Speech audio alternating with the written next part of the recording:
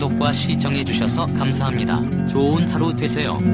살아있는 전설 패티김이 불후의 명곡을 통해 10년 만에 무대에 올랐습니다. 이에 패티김의 과거 놀라운 이혼, 재혼 일화가 재조명되고 있습니다. 바로 패티김입니다. 전설적인 현대 대중가요사에서 최고라는 타이틀을 거머쥐었던 그녀는 1960년대를 대표하는 여가수이자 명실상부한 디너쇼의 여왕입니다. 12월 10일 방송된 KBS ETV 예능 불후의 전국 시청률 8.5%를 기록했습니다. 이는 동시간대 시청률 1위며 22주 연속 토요 예능 시청률 1위입니다. 이날 불후의 명곡은 더 원 올리 아티스트 패티김 선보로 꾸며졌습니다. 후배 가수 옥주현, 서재희, 포레스텔라, 크스리네리 히어로우즈 등이 패티김의 명곡을 오마주하며 경합했습니다. 블랙 수트를 입은 패티김은 이별을 열창했습니다. 포문은 패티김이 열었습니다. 켜켜이 쌓인 감성과 연륜의 무대를 본 관객들은 눈물을 쏟기도 했습니다. 패티김은 감정이 북받쳐 오른 듯 제가 은퇴하고 10년이란 긴 세월 여러분들 앞에 나타나지 않은 걸 송구스럽게 생각하면서 여러분을 그리워했다며 10년 동안 깊이 잠들어 있는 목소리를 꺼내는데 굉장히 힘들었다. 감사한다. 여러분들의 박수 소리 들으니까 기운이 났다. 사랑한다고 눈물로 인사했습니다. 패티김은 이번 특집을 마무리하면서 내가 가수가 되어서 노래를 부르는 건 내 운명이고 제가 즐기는 노래로 여러분들을 행복하게 하는 것은 나의 숙명이다라며 자신의 가치를 스스로 명명했습니다. 이어 후배 가수들을 향해 무대는 우리의 신성한 곳이다라는 걸 잊지 말고 무대에 서주길 바란다고 당부했습니다. 한편 이번 불후의 명곡 패티김 특집에서 경합을 펼친 포레스텔라의 고우림은 최근 김연아와 결혼 후 첫 예능 출연으로 많은 관심이 쏠렸습니다. 패티김은 신혼인 고우림에게 부부싸움을 하면 일단 미안하다, 내 잘못이야 라고 하고 들어가야 된다며 어디로 며칠 쓱 사라지면 안 된다고 조언했고 고우림은 그러지 않도록 하겠다고 답해 눈길을 끌기도 했습니다. 패티김의 경험에서 우러나온 여가 있는 듯한 조언에 패티김의 이혼 사유와 재혼 스토리에 네티즌들의 궁금증이 더해졌습니다. 그녀는 1956년에 국무총리배 판소리 경연대회에서 입상하여 데뷔를 하였고 2년 후 1958년 미 8군 무대에서 가수 이혜연과 듀엣으로 가수 데뷔하였습니다. 데뷔 당시 예명은 린다 김이었는데 1959년 초에 미국의 여가수 패티 페이지와 같은 명가수가 되고 싶다는 뜻에서 현재의 예명인 패티김으로 바꾸었다고 전해집니다. 해방 후 1960년 일본 시장에 처음 진출한 것을 비롯해 한국 가수 두 번째 미국 시장 진출 그리고 한국 여가수 최초 미국 카네기 홀 공연, 한국 가수 최초 시드니 오페라 하우스 공연 등 사실상 현재 한국 가수들이 이뤄낸 해외 커리어를 모두 달성한 가수라고 할 수 있습니다. 패티김은 1960년 조선 호텔 외국인 전용 클럽의 전속 가수로 활동하다가 그해 12월 일본으로 진출했습니다. 대부분 엔카 가수인 일본에서 팝송을 부르니 자연스럽게 이름이 널리 알려졌습니다. 패티김이 일본에서 요시야 존이라는 이름으로 활동하는 기록윤을 알게 된 것은 그 무렵이었습니다. 기록윤은 이미 일본에서 유명 재즈 뮤지션이었습니다. 두 사람은 일본 방송에 함께 출연하기도 했습니다. 그러다 일본에서의 공연이 시들해질 무렵 패티김에게 어느 날 한 미국인이 찾아와 미국 진출을 제안했습니다. 패티김이 미국에 도착한 것은 1963년 3월이었습니다. 라스베이거스의 이런저런 라운지에서 노래를 불렀으나 좀처럼 메인쇼 무대에 오를 기회는 찾아오지 않았습니다. 그래도 틈틈이 라스베이거스에서 공연하는 뮤지컬에 조연으로 출연하거나 미국의 유명 TV쇼인자니 카슨 투나잇 쇼를 비롯 다양한 TV쇼에 출연했습니다. 이후 뉴욕으로 옮겨 무작정 오디션을 보러 다녔는데 수중에 돈은 떨어지고 마음은 지치고 있을 때 어머니가 위독하다는 소식이 들려와 1966년 2월 귀국했습니다. 패티김의 귀국과 때를 맞춰 일본 삿포로의 클럽이 무도를 맞아 파산한 기록윤도 한 달 전 일본에서 무일푼으로 귀국해 있었습니다. 기록윤과 패티김이 연이어 귀국하자 방송마다 두 스타를 함께 읽는 특집 프로그램을 기획했습니다. 패티김이 새롭게 발표하는 노래는 계속 히트를 치고 공연은 매진되기 일쑤였습니다. 인터뷰를 할 할 때도 두 사람을 같이 불렀습니다. 색소폰을 부는 기록윤의 모습도 매력적이어서 두 사람은 함께 공연을 할 때가 많았고 자연스럽게 가까워졌습니다. 기록윤은 당시 일본에 동거녀가 있었으나 당찬 모습의 패티김에게 호감을 느꼈습니다. 그러나 패티김은 1966년 4월이 지나면 다시 미국으로 떠날 예정이었습니다. 출국날이 다가오자 기록윤은 때가 탔습니다. 그때의 심정을 담은 노래 4월이 가면을 작곡해 4월 어느 날 늦은 밤에 패티김에게 전화를 걸어 노래를 들려주었습니다. 이후 패티김은 기록윤이 연주와 작곡을 하고 자신이 노래하면 최고의 커플이 될 것으로 생각해 출국을 포기하고 기록윤의 정식 프로포즈를 기다렸습니다. 그런데도 기록윤이 패티김 눈치만 보자 패티김은 위문 공연 차동승한 버스 안에서 기록윤에게 결혼하자고 먼저 제안했습니다. 두 사람은 1966년 12월 10일 워커힐 호텔에서 수많은 하객이 지켜보는 가운데 결혼식을 성대하게 올렸습니다. 두 사람은 6월 7일 약혼했습니다.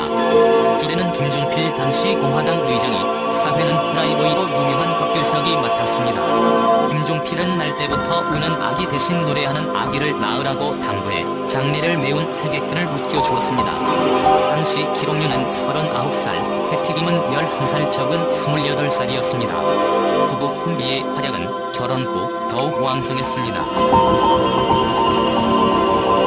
무엇보다 패티김의 가창력, 패티김이 소화할 수 있는 능력을 기록윤만큼 서울의 장가에는 못 잊어둔 주옥 같은 곡들이 쏟아져 나왔습니다. 발표곡 대부분 기록윤이 작곡했습니다. 둘이 합작한 노래는 100여 곡이고 크게 히트한 것만 30에서 40곡이었습니다. 이로써 색소폰 연주자로 유명했던 기록윤은 패티김이라는 가수를 만나 작곡가 기록윤으로 재탄생했습니다. 노래든 결혼 생활이든 모든 것이 순탄해 보였습니다. 두 사람은 1968년 첫 딸 정아를 낳았습니다. 결혼 전에도 술에 쩔어 살았지만 결혼 후에도 술자리가 있으면 그냥 지나치지 못했습니다. 문제는 기록윤의 음주벽이었습니다. 패티김에 따르면 결혼 후 기록윤이 맑은 정신으로 집에 들어온 날이 거의 없었습니다. 사실상 알코올 중독이었습니다. 포커를 치다가 며칠씩 안 들어올 때도 있었습니다. 패티김은 당시를 이렇게 회상했습니다. 우리는 음악적으로는 환상의 콤비였지만 현실 부부로서는 아니었다. 별명이 길삿갓이었다. 그는 만취해 늘 엎혀 들어오곤 했다. 그는 여기저기 뻔하면 먹고 마시고 잠자고 했다. 결혼하는 순간부터 그런 후회가 있었다. 서로 삶의 방식이 완전히 달랐다. 그는 결혼해서는 안 되는 사람이었다. 이런 와중에 기록윤이 연이어 사업에 실패하자 두 사람은 1970년 9월 별거에 들어갔습니다. 기록윤은 재즈를 배운다며 1971년 홀로 미국으로 떠났습니다. 별거 중이던 1972년 기록윤이 미국에서 패티김에게 전화를 걸어 나지막한 목소리로 노래 한 곡을 들려주었습니다. 어쩌다 생각이 나겠지. 냉정한 사람이지만 그렇게 사랑했던 기억을 잊을 수는 없을 거야. 때로는 보고파지겠지. 둥근 달을 쳐다보면은 그날 밤 그 언약을 생각하면서 지난 날을 후회할 거야. 산을 넘고 멀리 해줬건만 바다 건너 두 마음은 떨어졌지만 패티김은 노래 제목을 이별로 정해 1972년 취입했습니다. 노래가 발표되자 부부의 이별을 암시한 것이라며 사람들이 수군대했습니다. 전국의 연인들은 노래를 들으며 자신의 상황을 떠올렸습니다. 덕분에 노래는 그해 가요계를 휩쓴 최고 히트곡이 되었습니다. 그러나 두 사람은 1973년 9월 5일 조선 호텔에서 이혼 발표 기자회견을 했습니다. 그 후 이혼식이라는 신조어가 만들어졌습니다. 이혼 발표인데도 사회자까지 있었습니다. 이혼 후 패티는 정신적으로 힘들었습니다. 패티김이 착한 남편을 헌신짝 버리듯이 버린 나쁜 여자이고 기록윤은 불쌍한 남자라고 생각하는 오구나. 기록윤을 알로 이태고 외국 남자하고 연애하다 헤어졌다는 소문까지 돌았습니다. 그러나 패티김은 이혼 사유를 밝히지 않고 그냥 성격차라고만 말했습니다. 시간이 지나면 헛소문이 잦아들 거라고 생각했습니다. 자신의 자존심도 지키고 싶었고 기록윤의 자존심도 지켜주고 싶었습니다. 다행히 기록윤이 모든 원인은 나한테 있다고 패티를 두둔했습니다. 두 사람은 이혼 후에도 한동안은 음악 작업을 함께 했습니다. 1974년 6월 제3회 도쿄 국제가요제에 사랑은 영원히로 함께 출전해 3위에 입상했습니다. 이 무대를 끝으로 기록유는 일본에 남았고 패티김은 딸을 데리고 미국으로 떠났습니다. 패티김은 1976년 이탈리아 사람인 아르만도 게디니와 재혼했습니다. 아르만도 게디니와는 100년해로 중립니다. 패티김이 비난과 오해 속에 힘든 시간을 보내고 있을 때 그녀의 열렬한 팬이 미국에서 무역업을 하는 이탈리아 출신의 동갑내기 아르만도 게디니였습니다. 그가 패티김을 알게 된 것은 사업차 한국을 드나들면서였습니다. 서로 호감을 갖고 있던 어느 날 게디니가 노란 장미 100송이를 보내왔습니다. 이후에도 50일간 매일 장미꽃을 100송이씩 보내왔습니다. 둘 사이에 사랑이 싹트자 게디니가 당신이 아이를 낳아주면 아이 몸무게 만한 보석을 선물하겠다며 청혼했습니다. 패티김이 청혼을 받아들여 두 사람은 1976년 2월 미국 뉴욕에서 결혼했습니다. 패티김이 그해 12월 딸을 낳자 게디니는 청혼할 때 약속했던 대로 7.5캐럿 사파이어를 선물했습니다. 다시 안정을 찾은 패티김은 1978년 국내 대중가수로는 최초로 세종문화회관 무대에 서는 등 활발하게 활동했습니다. 당시 외도로 이혼한 것 아니냐는 루머에 휩싸이기도 했습니다. 그는 나는 나 자신을 위해서라도 부정적인 짓을 하지 않는 사람이라며 이를 강하게 부인했습니다. 김옥류는 1994년 5월 골수암으로 일본의 집 앞 계단에서 쓰러져 병상에 누웠습니다. 이 소식을 들은 패티김은 기록윤이 일본에서 초라하게 죽게 내버려둘 수 없다며 여기저기에 도움을 청했습니다. 그 덕에 기록윤이 귀국하자 패티김은 또다시 죽을 날을 기다리고 있는 기록윤의 명예를 회복시켜 주어야 한다며 1994년 6월 19일 SBS에서 기록윤 이별 콘서트 특별 생방송을 하도록 손을 썼습니다. 기록윤이 휠체어에 몸을 의지한 채 진행된 콘서트 무대에는 박영희도 공석에서 기록윤의 노래를 거의 부르지 않았던 패티김도 출연해 4월이 가면 사랑은 영원히 등 5곡을 열창했습니다. 그러나 기록윤은 결국 1995년 3월 17일 한국 땅에서 눈을 감았습니다. 패티김은 2012년 2월 15일 기자회견에서 6월부터 1년간 국내외에서 진행될 고별 공연을 끝으로 가수를 은퇴하겠다며 은퇴 선언을 했습니다. 초우, 이별, 가을을 남기고 간 사랑, 사랑은 생명의 꽃, 서울의 찬가, 그대 없이는 못 살아 같은 명곡을 남긴 그녀는 누가 뭐래도 한 시대를 지배했던 대형 여성 가수였습니다.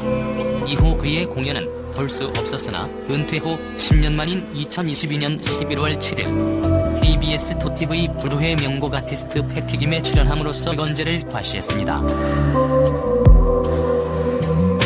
늘어질 틈을 주지 않는 철저한 관리와 절제의 표상이었던 패티김은 이날도 12시간 넘게 녹화하는 동안 흐트러짐 없이 방송에서 패티김은 기록윤 작곡가와 이혼했던 당시를 진솔하게 전하면서 제가 이혼하면서 부탁한 게 있다며 우리가 작곡가와 가수로서는 더 훌륭한 커플이 없지만 부부로서는 성공을 못했다. 우리는 이혼을 하더라도 길 선생은 좋은 곡을 써서 주고 나는 열심히 노래 불러서 길 선생을 유명하게 하겠다고 약속했었다고 말해 눈길을 끌기도 했습니다. 한편 패티김은 1938년 2월 28일 생으로 올해 나이 85세입니다. 슬하의 전 남편 기록윤의 딸 최정아와 현 남편 아르만도 게디니의 딸 카밀라 게디니를 두고 있습니다. 채널 구독과 시청해주셔서 감사합니다. 좋은 하루 되세요.